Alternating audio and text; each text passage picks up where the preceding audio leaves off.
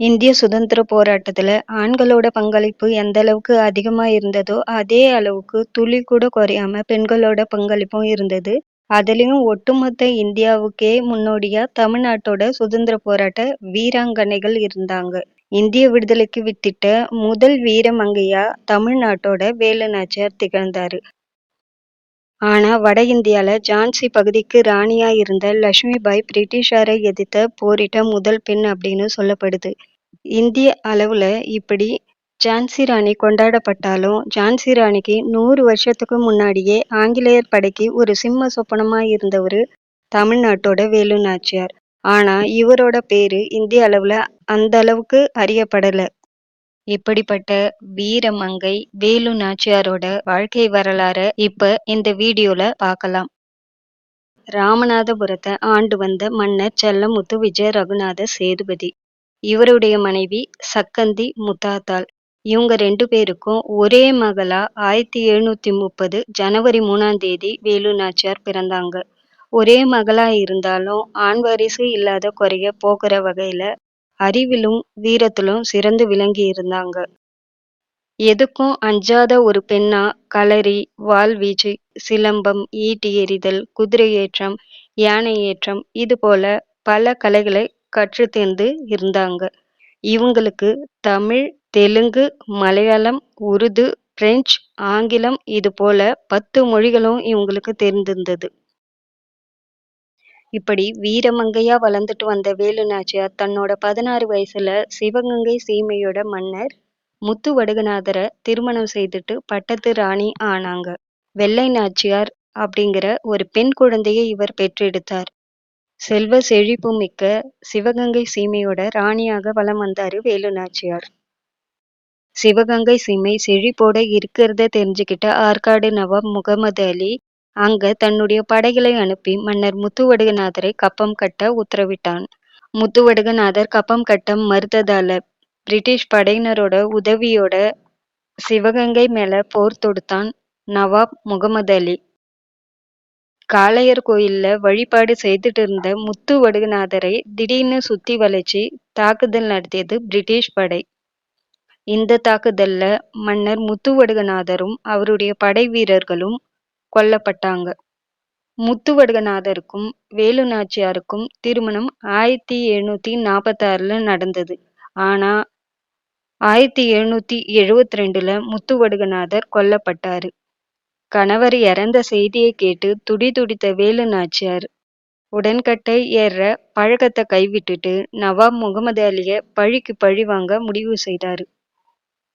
ஆற்காடு நவாப் முகமது அலி மூலமா தந்திரமா முத்துவடுகநாதரை கொன்ன ஆங்கிலேயர்கள் சிவகங்கை சீமை ஆட்சியையும் கைப்பற்றினாங்க. இதையடுத்து தன்னோட ஒரே மகளான வெள்ளச்சி நாச்சியாரோட சிவகங்கை சீமை கோட்டையிலிருந்து வெளியேறிய வேலு நாச்சியார் ஆங்கில படைகளை தோற்கடிச்சு சிவகங்கை சீமையை மீட்பேன் அப்படின்னு சபதமிட்டாரு. மருது சகோதரர்களான சின்ன மருது மற்றும் பெரிய மருதுவோட துணையோட மேலூருக்கு தப்பிச்சு போன வேலு நாச்சியார் விருப்பாச்சி கோட்டையில அடைக்கலம் புகுந்தார். நவாப் முகமது அலிய பழிக்கு பழி வாங்கணும், ஆங்கிலேயர்களை தோற்கடிக்கணும் அப்படின்னு ஏற்கனவே துடிச்சிட்டு இருந்த ஐதர் அலியோட உதவியை நாடிய வேலு நாச்சியார் சிவகங்கை சீமையை மீட்க ஐதர் அலி கிட்ட உதவி கேட்டார். ஐதர் அலி தயக்கம் காட்டியப்போ அவரை நேர்ல சந்திச்ச வேலு நாச்சியார் ஆங்கிலேயரை எதிர்க்கிற திட்டம் பற்றி உருது மொழியில விளக்கி கூறினாரு. வேலு நாச்சியாரோட உருது மொழி புலமையை பார்த்து வியந்த ஐதர் அலி அவருக்கு உதவி புரியறதா உறுதியளித்தாரு. தன்னுடைய கணவரை கொன்று சிவகங்கை சீமையை கைப்பற்றிய ஆங்கிலேயர்கிட்ட இருந்து சிவகங்கை சீமையை மீட்பதற்காக உறுதியான திட்டம் போட்ட வேலு நாச்சியார் அதுக்காக 8 வருஷம் தன்னுடைய குழந்தையோட தலைமறைவு வாழ்க்கை வாழ்ந்தாரு. திண்டுக்கல் கோட்டை, விருப்பாச்சி கோட்டை, ஐயம்பாளையம் கோட்டை இப்படின்னு மாறி மாறி இடம்பெயர்ந்து தலைமறைவாக வாழ்ந்து வந்தாரு. இதே காலத்துல ஆங்கிலேயரை எப்படி வீழ்த்தணுங்கிற உத்திகளையும் வகுத்தாரு. மருது சகோதரர்கள் மற்றும் ஐதர் அலி இவர்களோட உதவியோட ஆங்கிலேயருக்கு எதிராக பெரிய படையை திரட்டினாரு. இந்த போர்க்களத்துல தன்னோட படைகளை 3ஆ பிரிச்சு மும்முனை தாக்குதல் நடத்தினார் வேலு நாச்சியார். விஜயதசமி அன்னைக்கு சிவகங்கை அரண்மனைக்குள்ள இருக்கும் ராஜராஜேஸ்வரி கோயில்ல பெண்கள் மட்டுமே வழிபாடு நடத்துவது வழக்கம். இத சாதகமா பயன்படுத்திக்கிட்ட வேலு நாச்சியாரும் அவரோட மகளிர் படையும் ஆயுதங்களை ஆடைகளுக்குள்ள மறைத்து வைத்துக்கிட்டு கூட்டத்தோட கூட்டமா அரண்மனைக்குள்ள புகுந்து திடீர் தாக்குதல் நடத்தினாங்க. வேலு நாச்சியாரோட பெண்கள் படை தளபதியான குயிலி பிரிட்டிஷ் படைகளோட வெடிமருந்து கிடங்க தற்கொலை படை தாக்குதல் நடத்தி அழிச்சாரு. இதன் வழியா உலகத்தோட முதல் தற்கொலை படை போராளி அப்படிங்கிற வரலாற்றை உருவாக்கியவர் குயிலி. சபதமிட்டபடி சிவகங்கை சீமை கோட்டைக்குள்ள புகுந்து ஆங்கிலேயரை விரட்டியடித்து அவர்களுடைய கொடியை கீழே இறக்கி சிவகங்கை சீமையோட அனுமன் கொடியை கோட்டைக்குள்ள பறக்க விட்டு அரியணை ஏறினார் வேலு நாச்சியார். அப்போ வேலு நாச்சியாருக்கு வயது 50. 1780 அரியணை ஏறிய வேலு நாச்சியார் சுமார் 10 ஆண்டுகள் சிவகங்கை சீமையை ஆட்சி செய்தாரு. போர்க்களத்துல சிதையுண்ட சிவகங்கை சீமையை செம்மையா சீரமைச்சாரு.